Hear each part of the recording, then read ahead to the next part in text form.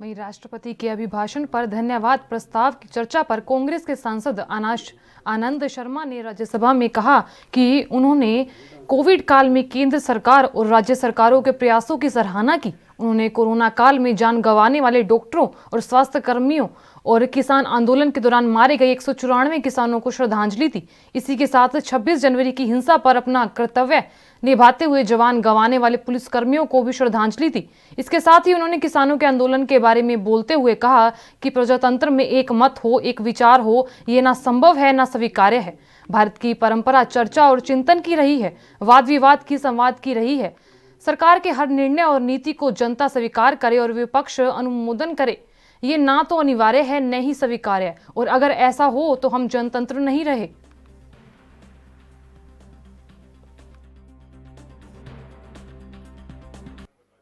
यह अभिभाषण सरकार की नीतियों और उपलब्धियों का विस्तार से उल्लेख करता है।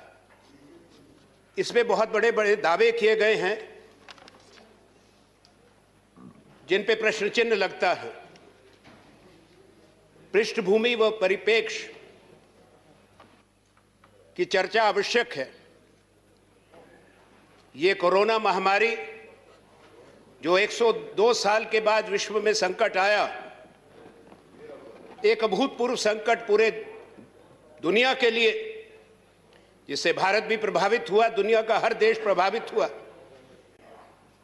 मैं इस बात को स्वीकार करता हूं कि भारत ने एक राष्ट्र के रूप में इस चुनौती का सामना किया। इसमें चाहे केंद्र की सरकार, राज्यों की सरकारें, राज्यों के शासन और प्रशासन, उनने मिलकर संकट का सामना किया था। ये कोई एक दल, एक सरकार नहीं, पूरे हिंदुस्तान ने इस चुनौती को स्वीकारा था।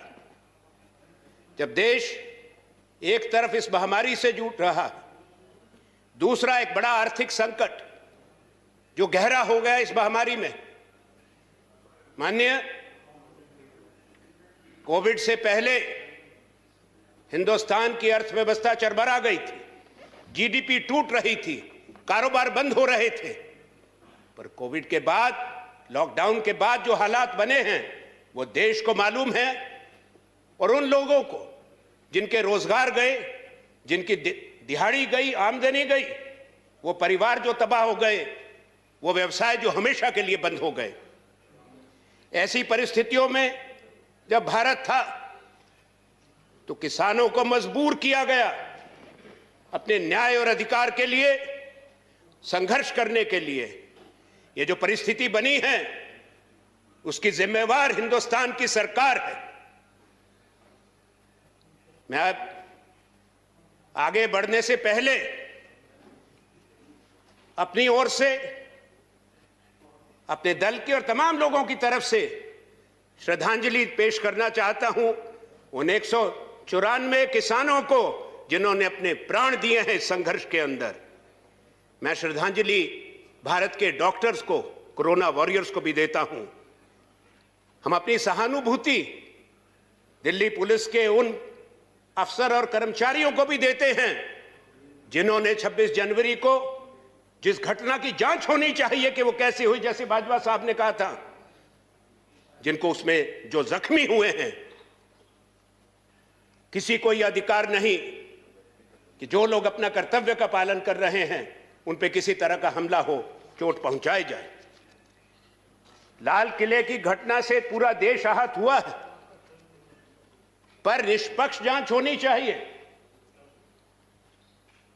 अब प्रस्ताव की बात है। माननीय, अभिभाषण ही नीरस है, निराशाजनक प्रशंसा पत्र है सरकार का। इसमें सरकार के विवादित कानून, फार्म लॉज, कृषि कानून का अनावश्यक उल्लेख दुर्भाग्यपूर्ण है। हम जानते हैं कि राष्ट्रपति जी वही पढ़ते हैं जो सरकार देती है। एक तरफ संघर्ष चल रहा है, आंदोलन चल रहा है, और अभिभाषण में उसकी तारीफ हो रही है। इससे बढ़ के दुख की बात नहीं हो सकती। माननीय, प्रजातंत्र में एक मत हो, एक विचार हो, यह ना संभव है ना स्वीकार्य है। भारत की परंपरा चर्चा और चिंतन की रही है, वाद विवाद और संवाद की रही है।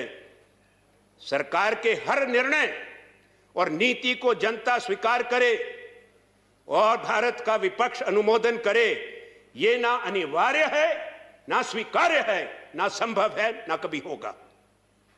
अगर हो तो फिर हम प्रजातंत्र। देश दुनिया की खबरों के लिए ANB न्यूज को सब्सक्राइब करें और बेल आइकन दबाएं।